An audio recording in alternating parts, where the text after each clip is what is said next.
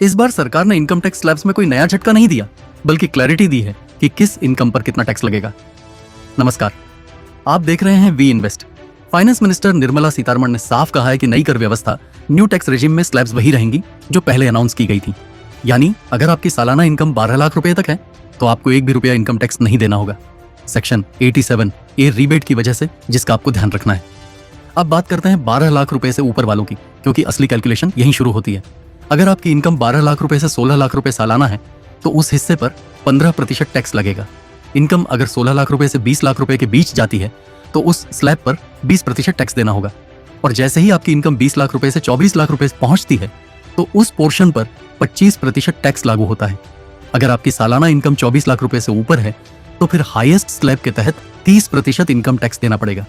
सरकार ने यह भी क्लियर किया है कि इस बार स्लैब्स में कोई बदलाव नहीं किया गया, मतलब टैक्स प्लानिंग करने वालों को पहले से पता है कि किस इनकम लेवल पर कितना बोझ पड़ेगा। हालांकि यह भी ध्यान रखना जरूरी है कि ये रेट्स नई कर व्यवस्था के तहत हैं, जहां ज्यादा डिडक्शंस नहीं मिलती लेकिन कैलकुलेशन सिंपल रहती है। पुरानी कर व्यवस्था में अब भी 2.5 लाख तक इनकम टैक्स फ्री है, लेकिन वहां डिडक्शंस, एग्जम्पशंस और पेपर वर्क ज्यादा है। इसलिए सरकार धीरे धीरे लोगों को न्यू टैक्स रिजीम की तरफ शिफ्ट करना चाहती है। सीधी भाषा में कहें तो अगर आपकी इनकम 12 लाख रुपए तक है तो राहत है, लेकिन जैसे जैसे इनकम बढ़ती है टैक्स स्लैब भी स्टेप बाय स्टेप बढ़ता जाता है। और यहीं पर सही फाइनेंशियल प्लानिंग और टैक्स अवेयरनेस सबसे ज्यादा जरूरी हो जाती है। आपका इस टैक्स स्ट्रक्चर पर क्या मानना है?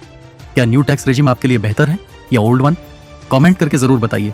और ऐसे ही बजट, टैक्स और पर्सनल फाइनेंस की आसान समझ के लिए अपने चैनल वी इन्वेस्ट को सब्सक्राइब जरूर करें।